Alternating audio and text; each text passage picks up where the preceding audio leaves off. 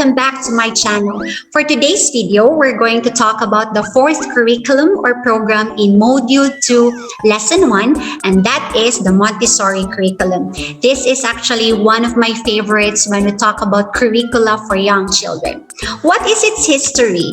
This type of curriculum is very popular in the early childhood education or the primary school education. This was developed by Maria Tecla Artemisia Montessori, an Italian doctor and educator at the same time. She was able to develop this curriculum after her extensive research with special needs children in the early years of the 20th century. What is the philosophy or what are the principles and goals of the Montessori curriculum? Montessori identified 5. First is the respect for the child. Respect for the child is the foundation on which all other Montessori principles rest. Montessori believed that children should be respected, and this is not a common practice in the early 20th century. How young children were viewed way back the 20th century is entirely different with how we view young children in this 21st century. Respect is demonstrated in several ways, like providing children chance to make choices, allowing children to do things and learn for themselves, and not interrupting their concentration. According to Montessori, it's important that teachers model respect for all learners as well as peaceful conflict resolution and must learn to observe children without judgments. Because of course, children in the early childhood stage are still exploring, trying out things. And so they can actually commit mistakes or errors. As teachers, we need to be there documenting their learning and development without judgment. Instead of judging, why not plan activities that will actually help them improve themselves in the various domains of development? Let's proceed to the second principle, and that is the absorbent mind. This principle is based on the idea that children constantly learn from the world around them, meaning to say they have sponge-like capacity to absorb the information coming from their environment. And they make sense of this information because they are actually thinking beings like us, like adults. Montessori emphasized that children naturally learn from their environment. What they learn greatly depends on the people in their environment, what those people say and do, and how they react. This highlights the very critical role that adults play in the lives of young children. There's a need for adults to be careful in their language, in their behaviors, because children really can imitate or can copy these behaviors. This is also linked with the social learning theory of Albert Bandura, which also underscores the idea that new behaviors can actually be imitated by young children by just plainly observing what adults are doing or saying. This actually calls for us as adults to be really careful in how we deal with young children. Let's be careful with our behaviors and even our language, especially when children are around. In addition, available experiences and materials also in the environment also help determine the type and quality of learning the children will have. And this is really very important. What materials children are able to engage with in their environment will really have an effect on the quality of their learning. What is the third principle? This is the sensitive periods. What are these? According to Montessori, there are certain periods during which children are more ready to learn certain skills, and she called these certain periods as as sensitive periods. These sensitive periods are the time when children are more susceptible to certain behaviors and can learn specific skills easily. The order in which sensitive periods as well as the timing of the period varies from one child to another because, of course, children are unique. They have their own pace of development, and that we cannot expect that all children of the same age develop at the same time and at the same rate. Through observation, the teacher must identify the sensitive periods in their learners. Why do we have to be sensitive at the same time?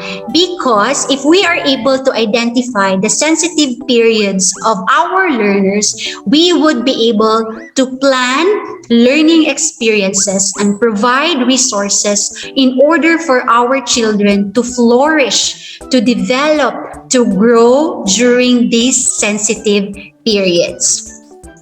We also have this, what we call, or what Montessori called as the 4 planes of development. The first plane is the infancy, 0 to 6 years. If you can actually see here, there is this certain statement here that says, help me do it myself. If you have observed, children from birth to 6 years old are characterized by the use of their senses. They explore the environment, even the materials in their environment, by actually using their various senses. The next plane of development is the childhood, which covers the ages 6 to 12. And this is now linked to the reasoning mind. The guide statement here is help me think. So this plane of development is characterized by the thirst for intellectual independence. This is the time where children explore ideas and information. That is why they keep asking the adults a lot of questions. They always ask why this, why not this, and so on. The third plane is the adolescence, which covers ages 12 to 18 years, and this is now characterized with the humanist mind and the guide statement, help me think with you. This is also characterized with emotional independence, and this is the time where transition from family life to life in the society is occurring. The last plane is the maturity, covering 18 to 24 years old. Guide statement here is how can I help you, and this is on the specialist mind. This is characterized by moral and spiritual independence, and this is more on self-knowledge and self-realization. Let's proceed to the fourth principle, identified by Montessori. This is the prepared environment. Montessori emphasized that children learn best in an environment that has been prepared to enable them to do things for themselves. The prepared environment is also associated with the idea that the environment is the third teacher. This is also same idea in the Reggio Emilia curriculum, because this Reggio Emilia curriculum, the next curriculum that we will be discussing after this curriculum, also emphasize the importance of environment as a very important resource to help children learn and develop.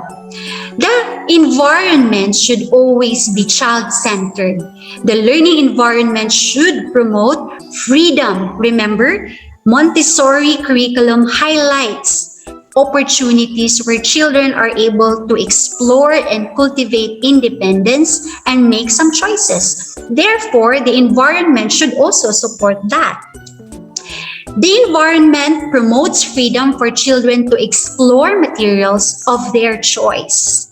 Teachers should prepare the learning environment by making materials and experiences available to children in an orderly and independent way.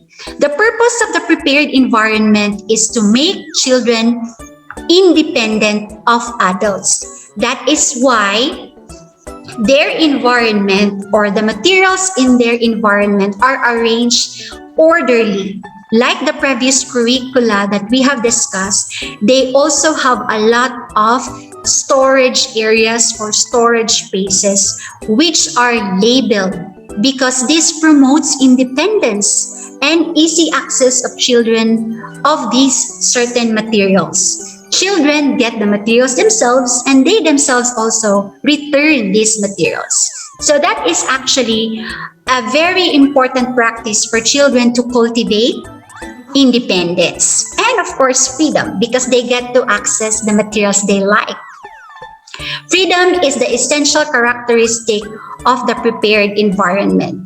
That is why this actually prepared environment idea highlights or calls for the importance of teachers to prepare and set up the environment that facilitate the learning and development of young children. The last principle of the Montessori curriculum is auto-education. This is also known as self-education. This is an idea that children are capable of educating themselves. Remember, Montessori highlighted that young children are thinking beings. They have the capacity to think for themselves. They are not blank slates. This is one of the most important beliefs in the Montessori method, the auto-education principle. Teachers provide the environment, the inspiration, the guidance, and the encouragement for children to educate themselves. So this principle supports the idea that teachers also need to prepare the environment, and in that environment are various educational learning experiences or materials that will support children to develop independence, freedom, and of course, the opportunity to educate themselves without just depending on the adults. We're done with the 5 principles of Montessori curriculum.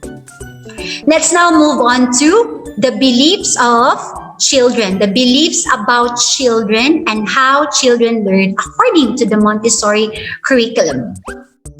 One belief here is that they reject the notion that all children of the same age develop and progress at the same pace. If you can remember in Module 1, Lesson 1, we have discussed the 12 principles of developmentally appropriate practice. One of the principles in the developmentally appropriate practice is that children learn and develop in varying pace and rate. So this Montessori curriculum is actually an example of that principle. Montessori curriculum also believe that children have their own unique phase of learning and development. Another belief is that this curriculum believes that multi-age classrooms enable children to work more productively at their own natural pace, meaning to say you would actually expect that their classroom, Montessori classrooms, are composed of children with mixed ages, like the previous curricula that we have discussed. This is not actually composed of a homogeneous class. It's actually heterogeneous, meaning to say the class is composed of learners or children with varying ages. Another belief is that experiential or hands-on learning and collaborative play. And we can actually link to the ideas that Montessori is trying to develop, the ideas on independence and freedom and making choices. That is why one of their beliefs is the importance of experiential or hands-on learning and of course collaborative play. Another belief is self-directed process of problem solving and discovery. And again, we can link this to their basic concepts of freedom and independence. Another belief also is discovery learning. Children are given the experience of discovering ideas and answer for themselves through their interaction with the environment, with the prepared environment, and of course, the materials that are found in the environment. Another belief is that children learn through the prepared environment, and I actually have discussed that in the 5 principles identified by Maria Montessori. Let's proceed to the curriculum focus of the Montessori curriculum. Children are taught how to regulate their own social interactions. So this is more on emotional development. This also emphasizes that learning is a process that cannot be determined by child's age, but a process that is determined by the rate and speed at which a child can acquire one skill before moving to another skills. This is actually explaining to us that the child has a unique pace of learning and development, and we cannot attribute learning to the age of the child. Mixed age groupings where a 2-year-old child may be in the same classroom setting as a 4-year-old based on developmentally appropriate practice or developmental ability. The curriculum focus also of the Montessori curriculum covers 5 learning areas. What are these areas? Number 1 is practical life. When we say practical life, children are immersed to activities that help them learn how to care for themselves and their environment. So 2 focus there under practical life, care for themselves and care for their environment. These activities help the child to become more independent, leading to greater self-confidence and the ability to face new challenges. Their practical life exercises include lessons in grace and courtesy, care for self, and care for the environment. What is the purpose of these activities? That is to enhance coordination, concentration, independence, and indirectly prepare children for writing and reading. Activities often include cleaning, food preparation, polishing, and watering plants. Another learning area in the curriculum focus of Montessori curriculum is sensorial. Sensorial materials were designed by Dr. Maria Montessori to help children express and classify their sensory experiences. The purpose of sensorial activities is to aid in the development of the intellectual senses of the child, which develops the ability to observe and compare with precision. There are actually a lot of sensorial materials that Dr. Maria Montessori were able to develop, and later when we go to the learning environment and materials, you will actually see some of these examples. The sensorial materials that Montessori developed focus on visual perception, tactile impressions, auditory sense, olfactory and taste perceptions. Activities often include matching and grading materials that isolate the sense of sight, sound, touch, taste, and smell. So you can actually say that the sensorial materials that Montessori were able to develop actually target the use of various senses. Another learning area is mathematics. Mathematical concepts are introduced to the child using concrete sensorial materials. Initial explorations with sensorial materials encourage children to understand basic math concepts. What are examples of this? Learning number recognition, counting and sequencing of numbers, and many more. Sensorial work prepares the child for a more formal introduction to mathematics and the introduction of abstract mathematical concepts such as decimal system and mathematical operations.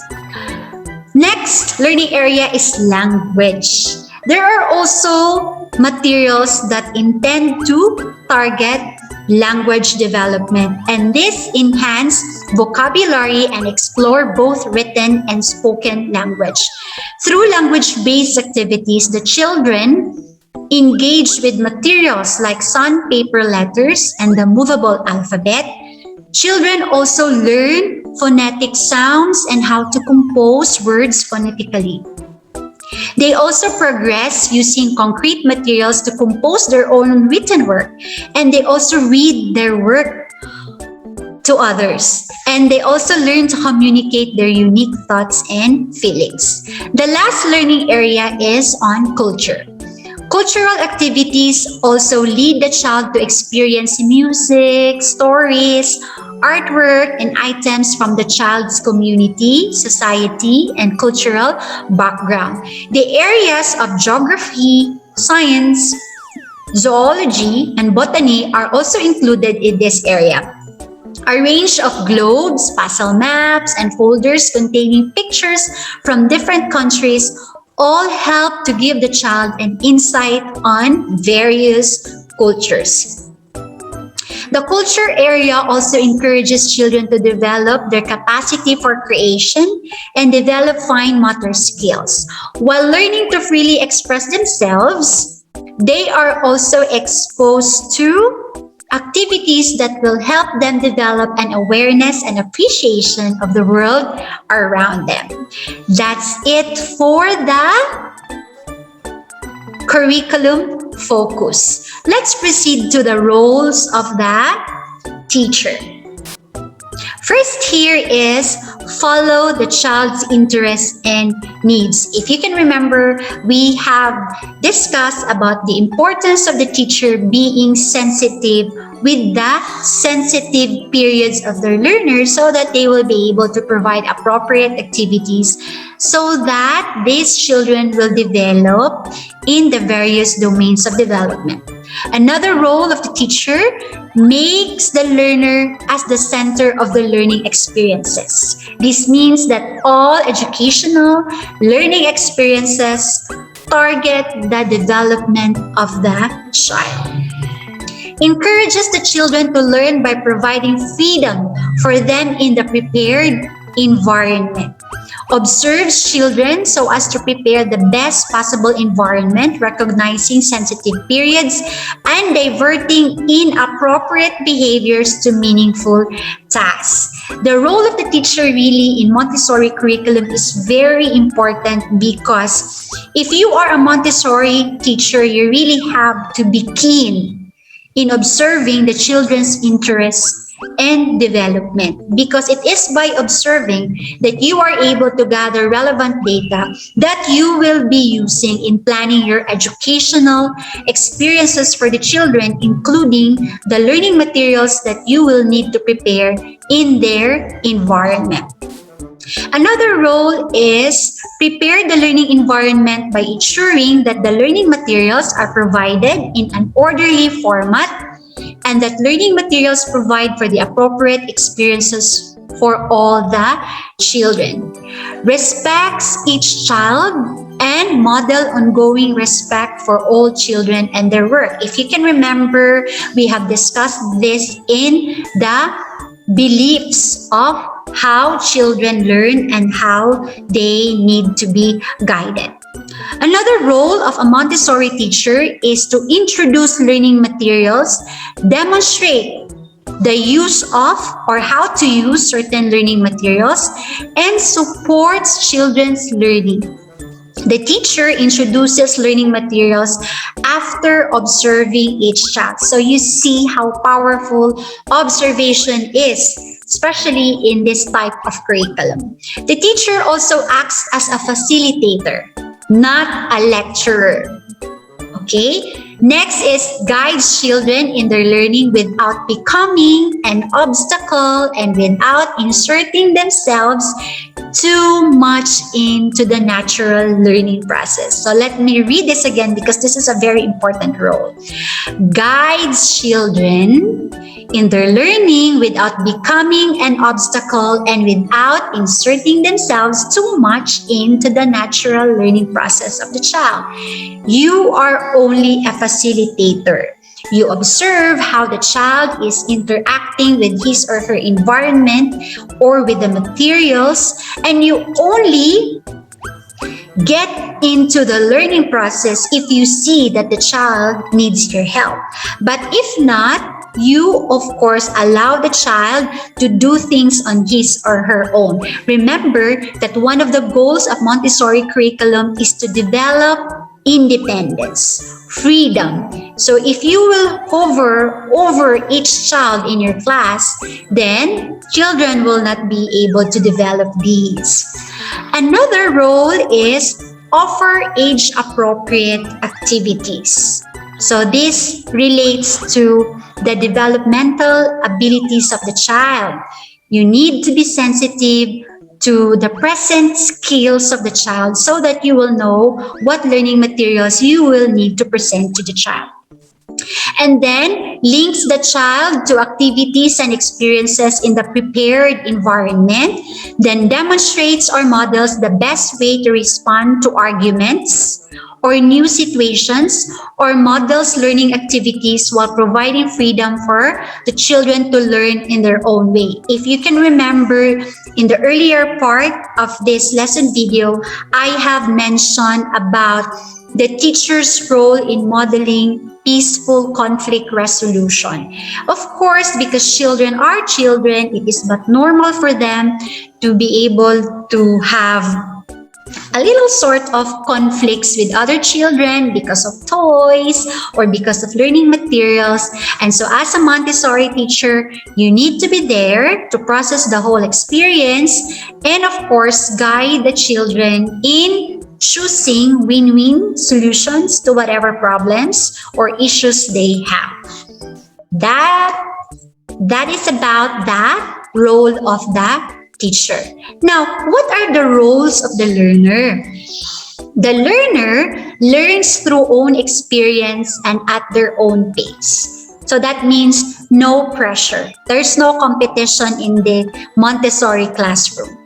Makes creative choices in their learning. Remember that the Montessori curriculum wants to develop in children their freedom of choice or their opportunity to make choices. And so, of course, they are also engaged in various opportunities wherein they can choose or exercise decision making.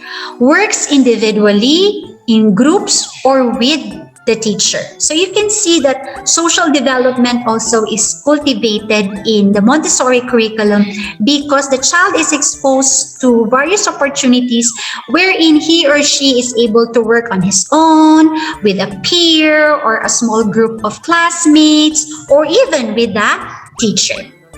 Another role of the learner also is move freely throughout the environment. Because remember, one of the important principles of the Montessori education or the curriculum is the prepared environment. The teacher has prepared the environment, and so it is the role of the learner to actually explore it and the materials in the environment. Next is chooses activities that interest them. Because of course, this type of curriculum promotes freedom of choice. Therefore, you only prepare the environment and it's up to the child now what learning material or materials interest them.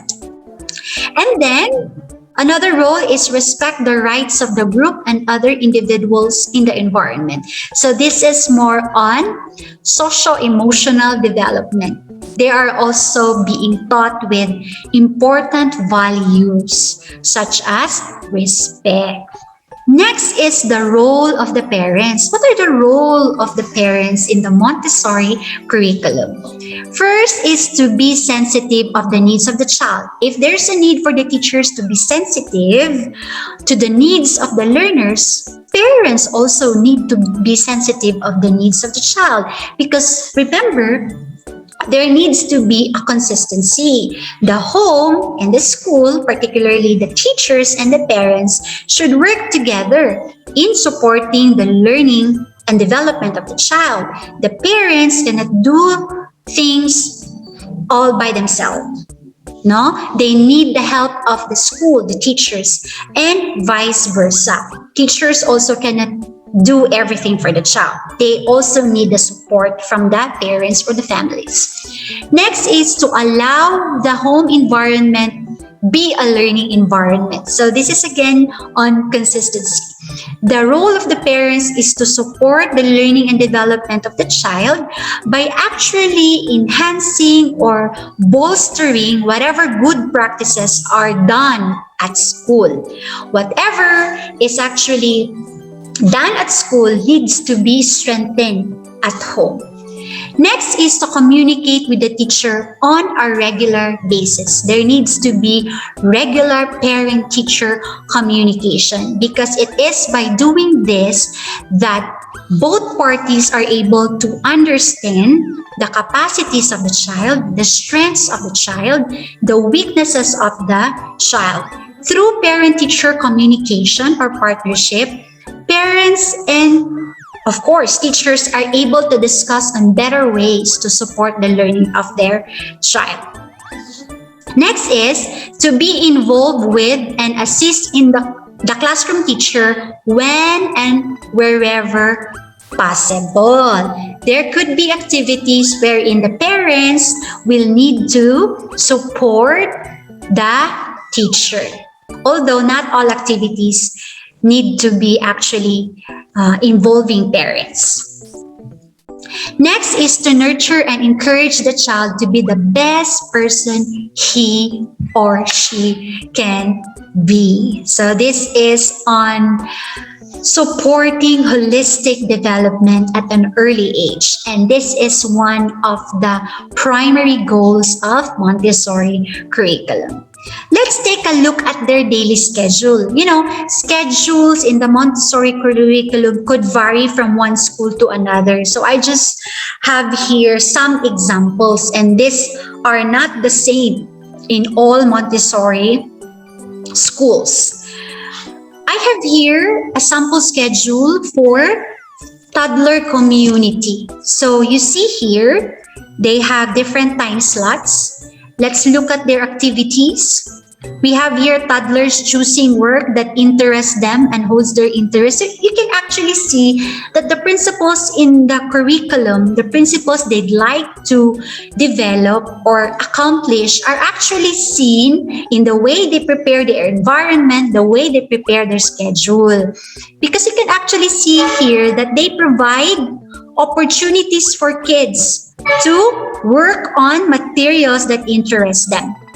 Another activity here, snack time, and then they have storytelling, they sing songs and participate in music and movement activities. They also have developing gross motor skills and social skills, and then they have their morning dismissal.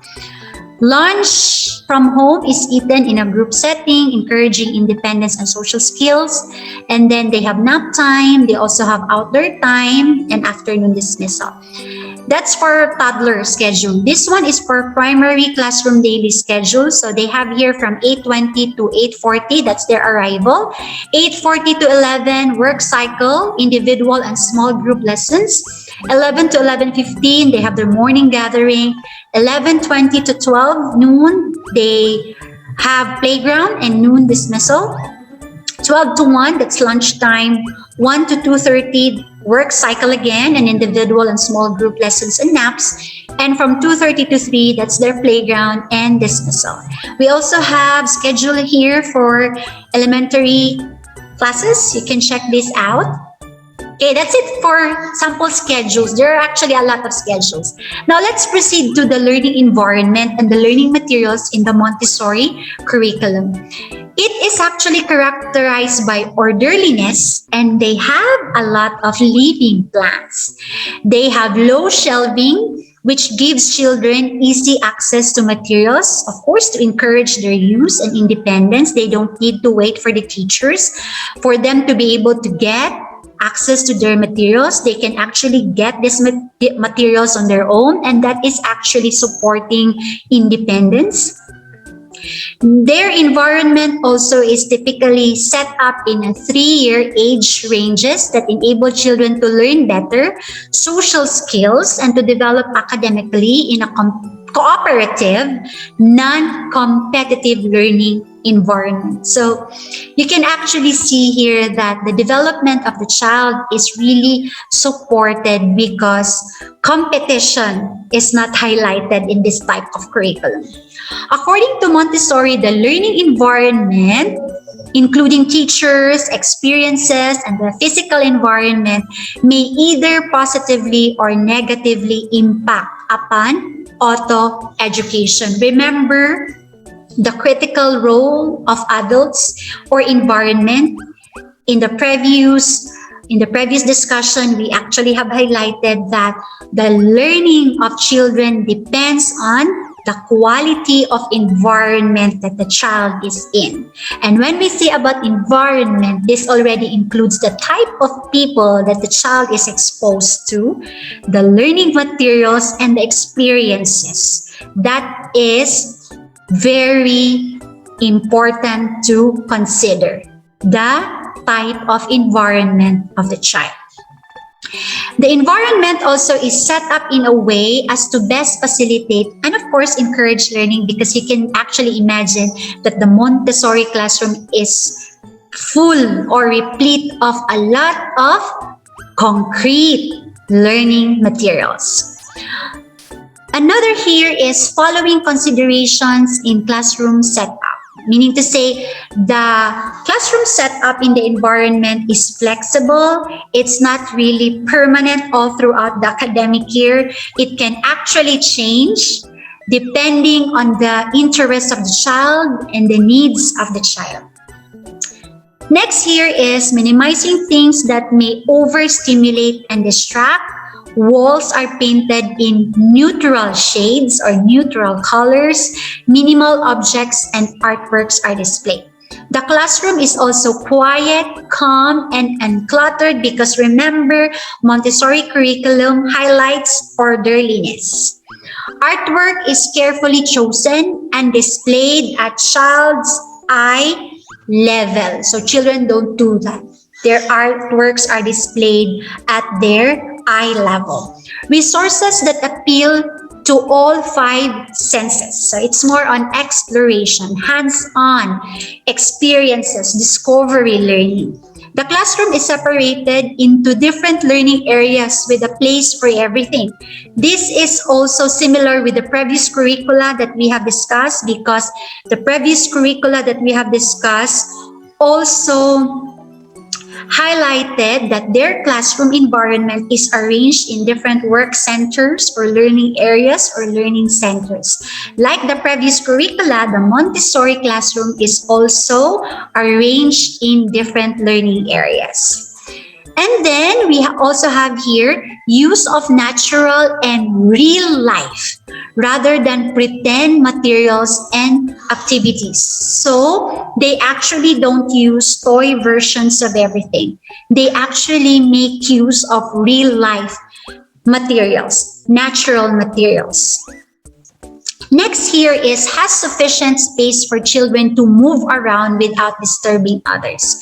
And then last, provides sufficient storage for children to store personal items and project work in an orderly manner.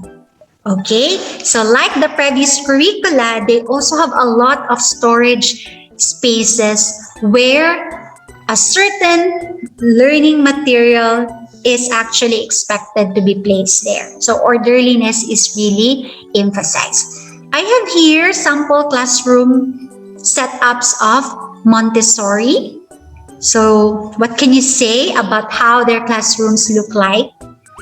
It's colorful, it's organized, and you can actually say that each material has its place. You can see how the materials are organized. This is another classroom. It's very neat and attractive, and we can actually say that this is a very conducive environment for learning. There, this is another example. Okay. Montessori developed a method and series of materials that can be integrated in the classroom setting. Remember that the materials that Montessori developed progress from concrete to abstract. Use of developmentally sequences, manipulative, self-correcting materials is also emphasized in Montessori curriculum. Montessori has developed a lot of learning materials, sensorial materials, but I will only be showing you samples of these learning materials. These are the common learning materials that are seen in a Montessori classroom. We have here the Montessori movable alphabet. Here, this is it. All right, and we also have the cursive version. All right, this is the movable alphabet developed by Montessori. Most children learn to read between the ages of 4 and 7. In order to become comfortable with reading, children also first need to become comfortable with letters and words. That is why Montessori developed this movable alphabet. Children form colorful three-dimensional letters into words. Rather than just seeing the words on a page, children get to manipulate the letters with their hands. And this hands-on interactive play makes learning easier. Let's go to another material. And this is the Pink Tower. This is one of the famous learning materials that Montessori was able to develop. The Pink Tower is a set of 10 blocks in increasing sizes. What do children do with Pink Tower? Children stack the blocks in size order. Look at this portion here. By using the senses of both seeing and of course touching the blocks with different sizes, children learn how to compare objects of different sizes and dimensions. This sharpens early mathematical skills like measuring and comparing. Because remember, one of the learning areas in their curriculum is mathematics. So, their materials also support mathematics development. Okay. Another is sound cylinders. This is how the sound cylinders look like. What are these? It's important for children to develop and hone all 5 senses, and that includes developing the sense of listening. Each cylinder is filled with different materials, some louder than the others. Children can shake the cylinders and place them in order from softest to loudest, or maybe they can have from loudest to softest or loudest to softest. See? So this learning material, the sound cylinders, target the development of sense of listening. Another is hands-on tasks. What better way to teach children how to complete daily tasks than by letting them explore fun hands-on activities? Some common Montessori hands-on tasks include the following, but not limited to these alone. We have here pouring and scooping, watering flowers, ironing. They do ironing. Imagine that, because remember, one of their curriculum focus is practical life. They are taught practical life skills, and you know, ironing is one of the practical life skills. They also have here opening bottle caps, washing clothes, imagine, gluing paper, sweeping, washing a window rather, and many other tasks. These tasks, aside from developing in them practical life skills, also develop their motor skills while they explore to their environment. Another here is designing frames. So you can see there, frames, clothes frames. Learning important motor skills like tying shoes and buttoning buttons can be difficult for little hands because they don't really have good fine motor skills yet. And so through these activities or their learning materials, they are able to develop their fine motor skills. Some of these dressing frames have buttonholes that children can practice buttoning and unbuttoning. Others also allow children to tie and untie laces and bows, zip and unzip zippers, and fasten and unfasten buckles. So you can see this is untying and untying. This one also, this one. This one is buttoning and unbuttoning. This one is on zipping and unzipping. So these really are very creative. Another materials developed by Montessori are the puzzle maps. Puzzle maps target the development of the concept of geography. It can be difficult to learn geography by merely looking at a map, especially if they are still young children. So with the use of these wooden puzzle maps, children get to actually move and arrange different countries, continents, and states. This gives them a complete view of the world around them. So you can really see that the sensorial materials developed by Montessori are actually developing the different senses of the learners, and they are very hands-on. All right, so let's proceed to the next learning material. Montessori also developed the classification cards. These cards help children learn about the names of different objects in their world. The objects become more advanced depending on the skill level of the child, because remember the idea of concrete to abstract. Each object comes with 3 cards. One card has a picture of the object, a second card has the name of the object, and a third card or the control card has both the picture and the name of the object. Children match the picture and the name together, and they actually compare it to the control card. Classification cards can also help children learn more complicated concepts such as parts of the planet Earth. Next, we also have here beads. The beads come in various sizes and arrangements. So look at them. They are of different colors and of different shapes and of different numbers. Beads come in single beads, sitting alone, rods consisting of 10 beads, flats consisting of 10 rods, and cubes consisting of 10 flats.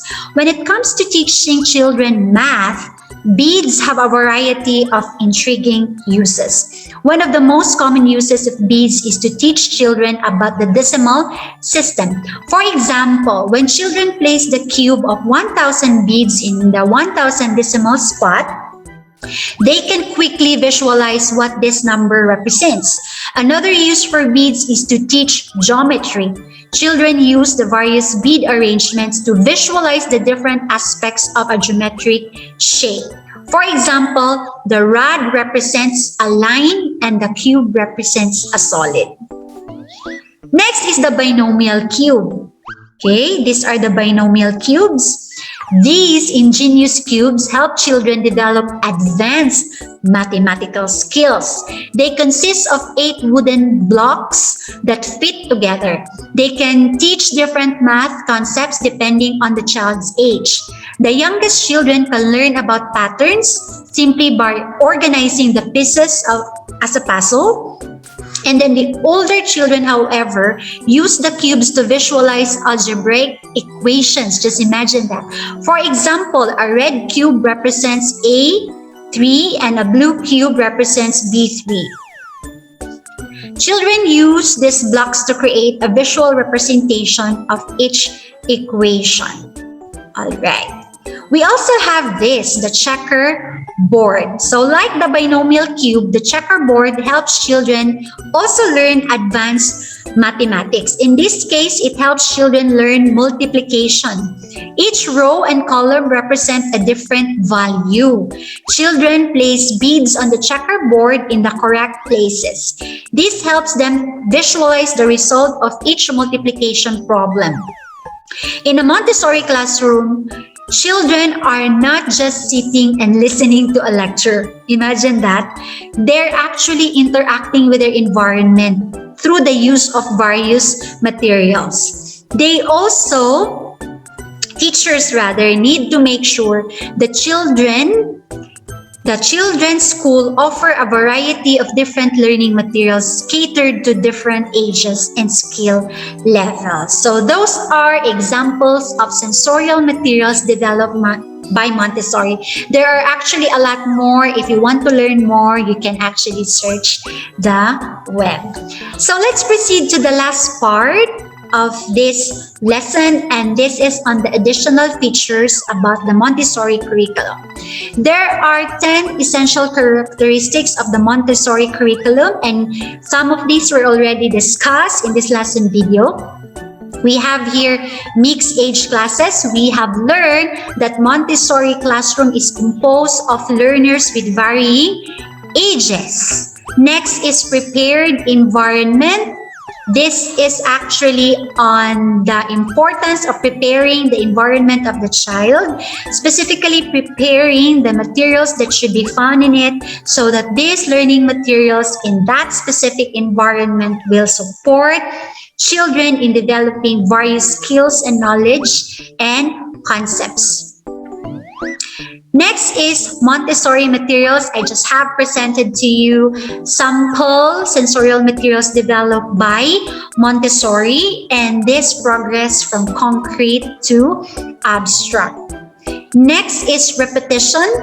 Repetition is not only allowed in the Montessori setting, it is actually encouraged, because the more children repeat or engage in the same learning experience in the class, the more they are able to master the skills that are targeted in that specific learning material. In a Montessori school, repetition means that the child may continue working with a piece of material as long as he or she desires to do so. Next characteristic is movement.